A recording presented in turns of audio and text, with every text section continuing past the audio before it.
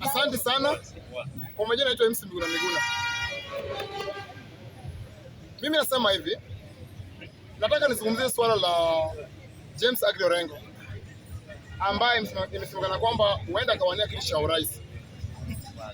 Mimi nataka niseme hivi wenzangu, Orengo ni mtu ambaye anafaa heshimiwe. Orengo ni mtu ambaye anafaa heshimiwe kwa sababu Orengo yale ambayo amefanya wakati amekuwa na Raila Odinga tuliweza kuona, na sisi hatuwezi kuwa upande moja. Hatuwezi sema kwamba ati kwa sababu sasa huyu hayuko nasi, kwa hivyo sasa wacha tumfanye nini? Tumkosoe. Hiyo nayo haiwezekani. Orengo lazima heshimiwe kama kiongozi ambaye amepigania mengi katika taifa la Kenya. Hii ambayo ilifanyika juzi, ukiangalia waliotetea Sabasaba akina Charles Rubia, Orengo alikuwa mmoja wao.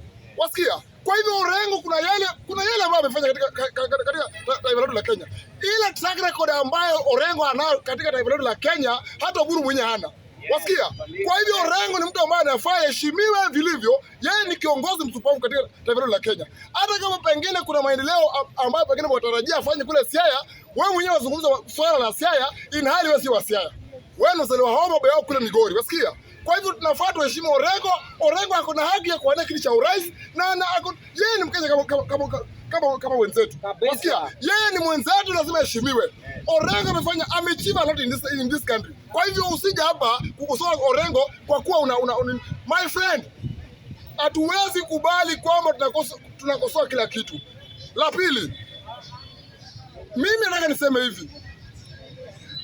Bwana kiongozi ambaye ni kiongozi wa kinara wa chama cha ODM, Bwana Oburu Odinga.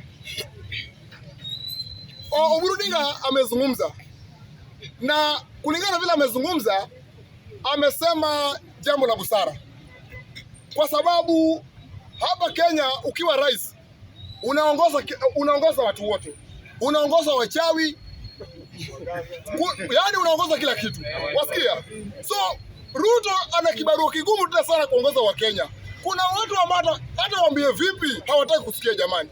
Wasikia? Kwa hivyo itabidi William Ruto afanye vile ameambiwa na Bwana Oburu, kwa sababu kuna Wakenya wengine ambao wanafaa wasafirishwe waondolewe nchini Kenya, waende nchi za nje. Wasikia? Hawasikii yani vichwa jamani. Mimi poleni. Kwa hivyo nataka niseme hivi. Oburu Odinga yuko sawa kwa kusema hayo, lazima tujue. Juzi vijana wamejitokeza kwenda maandamano. Badala ya kwenda kule Kamukunji kwa makumbusho kwa waliopigania nchi akina James Orengo, akina Charles Rubia, wao wameingia town kule wakawa na mpangilio kabambe ya kupora mali ya umma. Haingewezekana.